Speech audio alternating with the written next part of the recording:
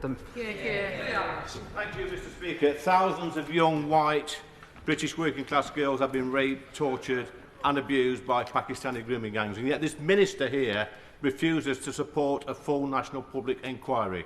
And what I want to know is, Mr. Speaker, is she part of the cover-up?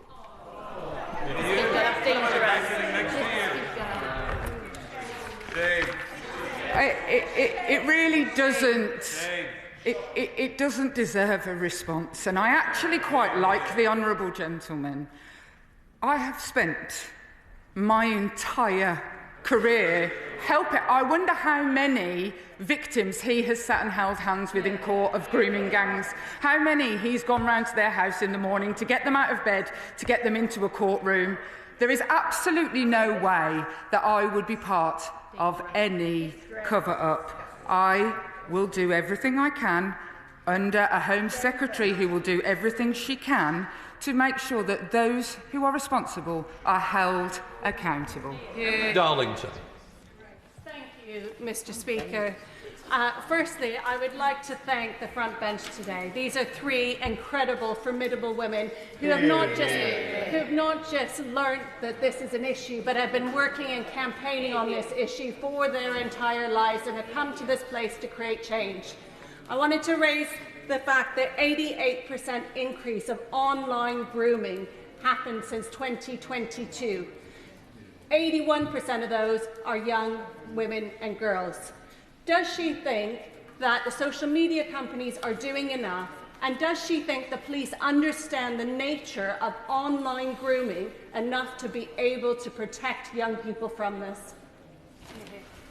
I thank the honourable lady, and actually she raises a very, very important point, because often here we are talking about historic cover-ups and failings of the past, whilst we also have to keep our eye on exactly where grooming is going on now and in the future, and she absolutely points out completely rightly that there is an online grooming issue. And what I would say is I have seen really great examples through the task force and work with various different security departments about quite how focused the police enforcement is on this. Do I think that social media companies could be doing more? The answer will always be yes. Lord Luca.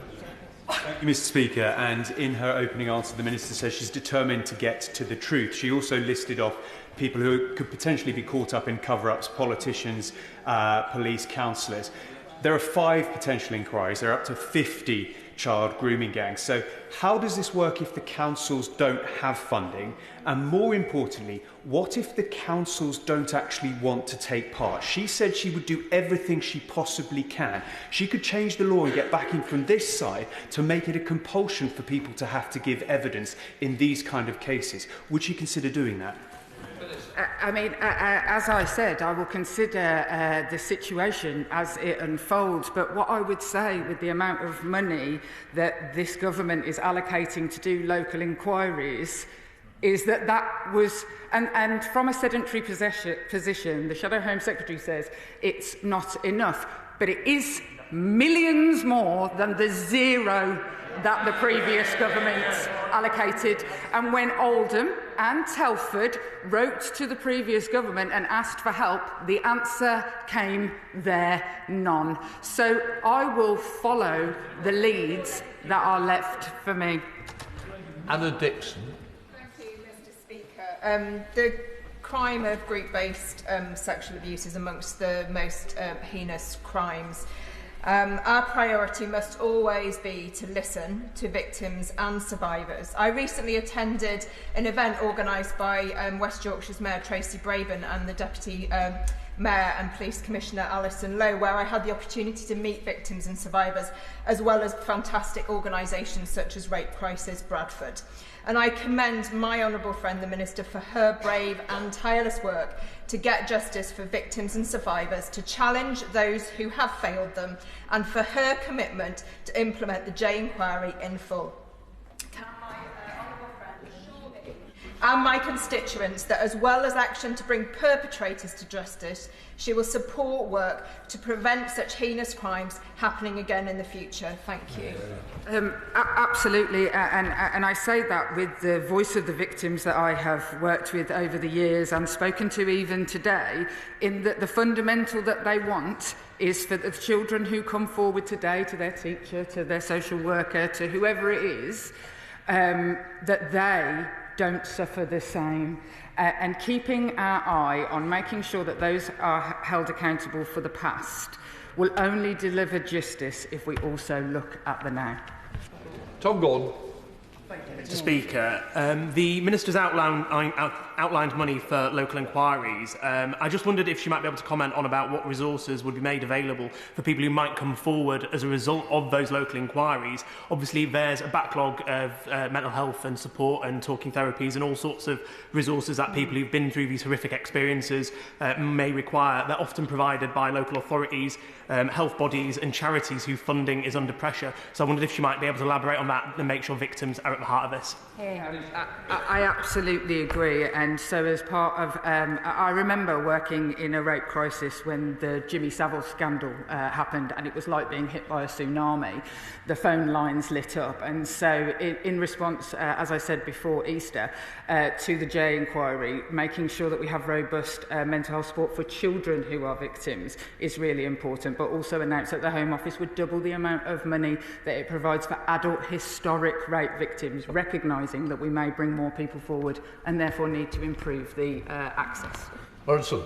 Thank you very much, Mr. Speaker. I'd like to thank my honourable friend for all of her work and commitment over many, many years. Can she confirm that the government is committed to building trust with victims and survivors of child exploitation and abuse? My heart goes out to them. But does she agree with me that the government's focus on tackling violence against women and girls will turn the tide and shed a light, sunlight being the best disinfectant? I mean, absolutely, because there is systematic problems with how women and girls are treated, whether that's by cover-ups, being ignored. I'm afraid to say there is still a cultural sense that women still feel like if they come forward, will they be believed? Yeah. And so we have to fundamentally look at all of the systems across government, which myself and my colleague leading on the Violence Against Women and Girls strategy will do. Neil O'Brien.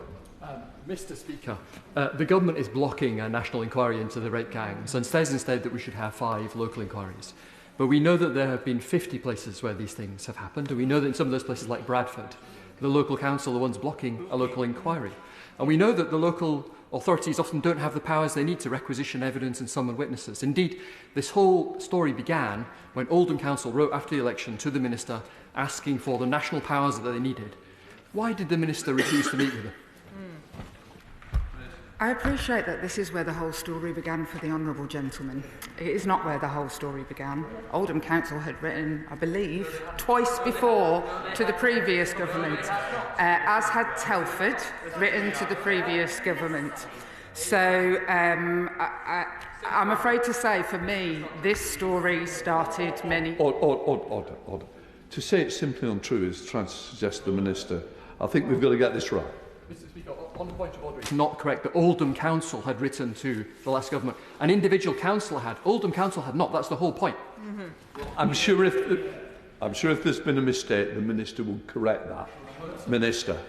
I will check the record and make sure, but what I am absolutely certain of is the number of times that Telford Council wrote and asked.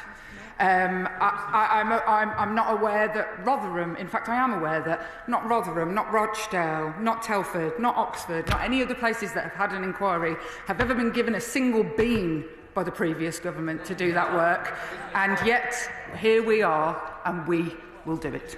Elsie Blunt. Thank you, Mr. Speaker. Communities across Harewood and Middleton North, however resilient, still bear the scars of these appalling and cowardly acts. And I'm grateful to the Minister for her continued engagement and resolve in addressing the cruel legacy of these crimes.